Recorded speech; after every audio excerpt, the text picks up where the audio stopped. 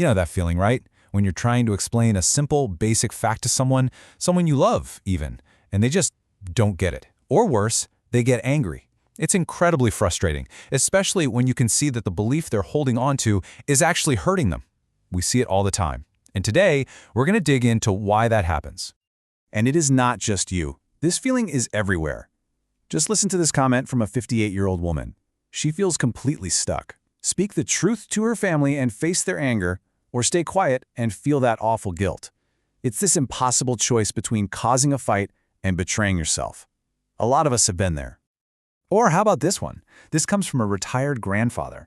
He feels like there's this huge canyon between him and his granddaughter. When he tries to share what he's learned in life, she treats it like an attack.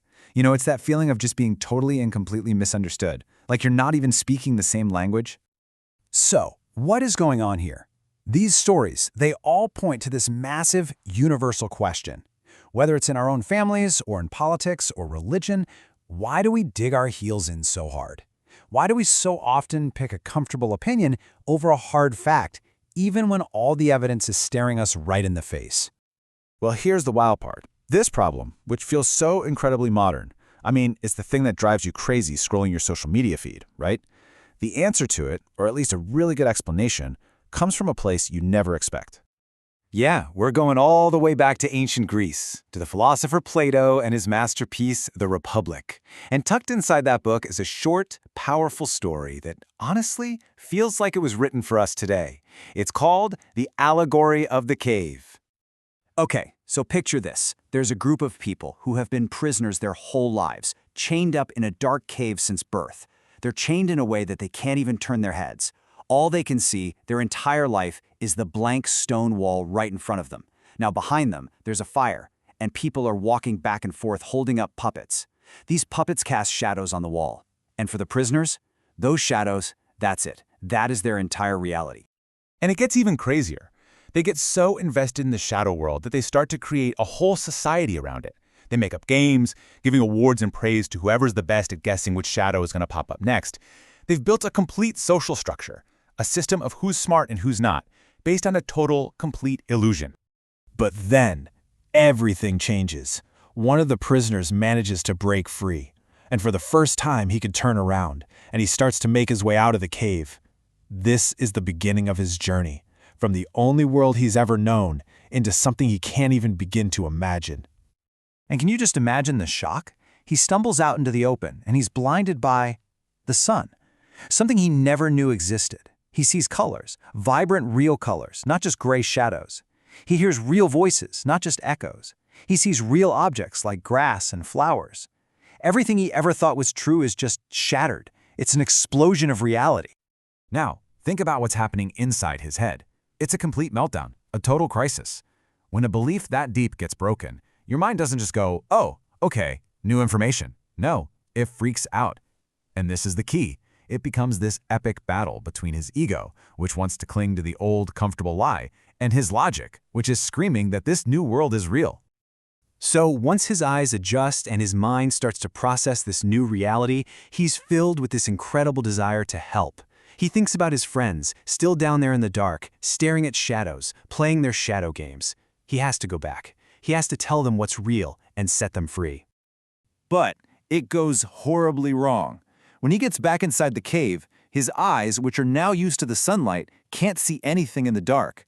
He's stumbling around, bumping into things. He tries to explain the psalm and colors and trees, but to them, it just sounds like the ravings of a lunatic. And what do they see? They see their friend, who left, come back, and he's broken. He can't see. He's confused. So they come to a terrifying conclusion.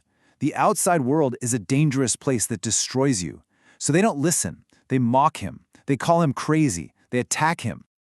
Okay, so let's hit pause on ancient Greece and fast forward 2,400 years. Why is this old story so important? Because believe it or not, it's the perfect metaphor for our world right now. Our modern cave isn't made of rock. It's built out of algorithms and code. This modern cave, it has a name. We call it an echo chamber. You know, that personalized bubble that social media builds for us, where all we ever see and hear are things that already confirm what we believe. And the puppeteers casting the shadows on the wall, well, today, they're the algorithms. They watch every single thing you do online, every click, every like, every share, every second you pause on a video. And their only job is to keep you watching. So what do? They feed you more and more of the same stuff, systematically hiding anything that might challenge your views. And through endless repetition, they train your brain to just accept, without thinking. And this leads to a really dangerous effect. If you hear the same thing over and over and over again inside your own little digital cave, it doesn't matter how disconnected from reality it is. Eventually, it starts to sound like the truth. So this all sounds pretty intense, but how do you actually spot this in the real world? When you're talking to someone, how can you tell if they're really truly stuck inside their own cave? Well, there are 4 big red flags to look out for. First, notice when their identity seems more wrapped up in a label, like their degree or their job title, than in just being a person. Second, look for a super fragile ego. This is when any kind of correction, even a gentle one, is treated as a deep personal insult. Third, and this is a big one, they replace logic with authority. They stop explaining why and just say, "because I said so." And finally, the ultimate red flag, they become hostile. Anyone with a different idea isn't just someone they disagree with, they're the enemy. Okay, so you see the signs. You think you might be talking to someone stuck in their cave. Now what? What does this ancient story tell us we should actually do about it? And here's the hardest truth of all. You can't force them out. You can't drag them into the light. If you try, you'll just end up like that escaped prisoner, beaten down, confused, and rejected, while they just retreat even deeper into the darkness they know. There's this beautiful old proverb that I think says it all. Instead of storming in and shouting, "You're blind, you're wrong," which only makes people put their walls up, the better way is with curiosity and honestly, with compassion. You ask gentle questions. You try to understand how they see the world. That's the only way you can even start a real conversation. And if you need one final powerful warning about the dangers of trying to force people to see the truth, you only have to look at what happened to Plato's own teacher, the great philosopher Socrates. Socrates spent his entire life wandering Athens, trying to get people to question their own beliefs, to poke their heads out of their own caves. And for his trouble, the very people he was trying to help accused him of corrupting them and sentenced him to death. They made him drink poison. He was the ultimate escaped prisoner, killed by the people he was trying to save. And so, this 2,400-year-old story leaves us with one last, very personal question. You see, it's really easy to spot the caves other people are stuck in. It's a lot harder to see the walls of our own. So before we run off to try and free everybody else, maybe the first and most important question we should ask is, which shadows am I mistaking for reality?